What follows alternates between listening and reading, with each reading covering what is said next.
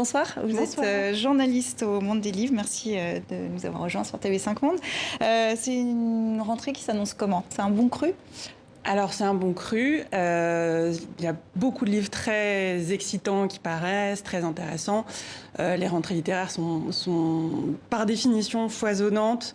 Et dans cette foison de 511 livres, là, cette année, il y a plein de pépites, celles qui se voient, qu'on repère très facilement parce que ce sont des noms que l'on suit, que l'on aime, enfin que le grand public a repéré. Et puis, il y a les premiers romans, les confirmations. Bon, on va y revenir voilà, dans un instant. C'est toujours très excitant. Est-ce que déjà il y a une thématique qui ressort en fait de cette rentrée? Alors, on constate que de plus en plus de livres sont travaillés par la question de la destruction du monde, un petit peu de la peur de l'apocalypse, de comment survivre dans un monde qui ne va pas très bien. Donc, c'est pas très joyeux. Voilà. C'est vraiment l'actualité qui est très fouillée, alors de manière romanesque.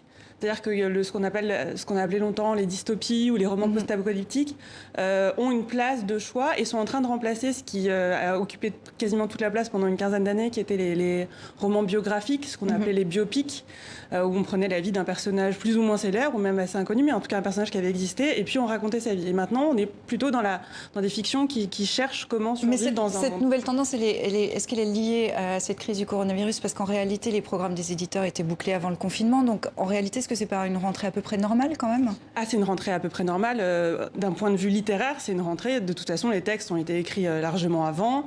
On n'improvise pas une rentrée. Voilà, on n'improvise pas une rentrée littéraire en se calant sur les enjeux aussi obsédants soient-ils. Il y a des textes quand même déjà qui sont inspirés du printemps, parce qu'on peut faire des petites modifications à une rentrée littéraire. Je crois que personne n'a envie de mettre sur... Enfin, en tout cas, en littérature. Après, il y a la question de la réflexion sur les enjeux économiques, sanitaires, etc. Donc ça, c'est du côté des essais. Et ça, il y a des textes qui sortent.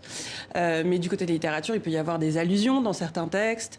Mais on n'est pas encore dans l'exploitation du filon. Et en fait, je crois que les gens sont suffisamment... Enfin, les choses sont trop... inquiétante pour qu'on se dise tiens, on va tout de suite lancer un livre qui serait dans... Donc plus de 500 romans, 511, un chiffre en légère baisse par rapport à 2019, moins de livres, moins de romans étrangers, moins de premiers romans, moins de prise de risque aussi des éditeurs, vous diriez ça? Je dirais ça tout à fait. Alors est-ce que c'est une moindre prise de risque de prendre moins de premiers romans? C'est aussi essayer de leur donner une plus grande chance plus tard. C'est de se dire, là on essaye de mettre en avant les grands noms, ceux qui auraient dû paraître au printemps et ceux qui étaient prévus pour la rentrée. Et donc se dire, il serait écrasé s'il y avait trop de premiers romans qui paraissaient en septembre, ça serait prendre le risque de les écraser. Donc c'est plutôt une stratégie, en fait. C'est une stratégie, oui. Les Français ont lu pendant le confinement. Entre le 11 mai et le 19 juillet, les ventes de livres ont connu une augmentation de près de 20% par rapport à 2019. Est-ce qu'on arrive maintenant à estimer l'impact de ce printemps particulier pour les librairies, pour les éditeurs, peut-être en bien d'ailleurs aussi? Donc vous l'avez dit, il y a cette augmentation de 19% de mai à juillet qui, dans les librairies, a en partie comblé les pertes sèches du printemps, ce qui n'est pas forcément le cas pour les éditeurs, parce que ce qui s'est vendu n'était pas forcément les nouveautés, et les éditeurs gagnent de l'argent sur les nouveautés, s'ils sont beaucoup vendus des livres de poche, par exemple, ce qui ne rapporte pas d'argent aux éditeurs de grand format.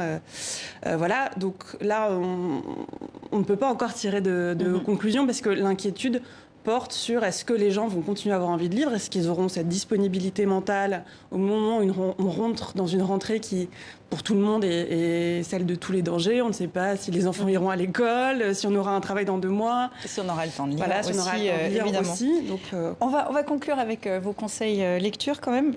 Dans les pépites littéraires de cette rentrée, qu'est-ce qui se dégage ? Alors l'évidence, mais il est vraiment très fort, c'est Emmanuel Carrère, Yoga, qui est son grand retour 6 ans après le Royaume, qui est un roman d'une beauté, d'une tristesse, d'une intelligence éblouissante, que je conseille. Oui, je vous aurais dit qu'il est très beau, mais certainement pas, n'y allez pas. Autant pour moi. Quoi d'autre ?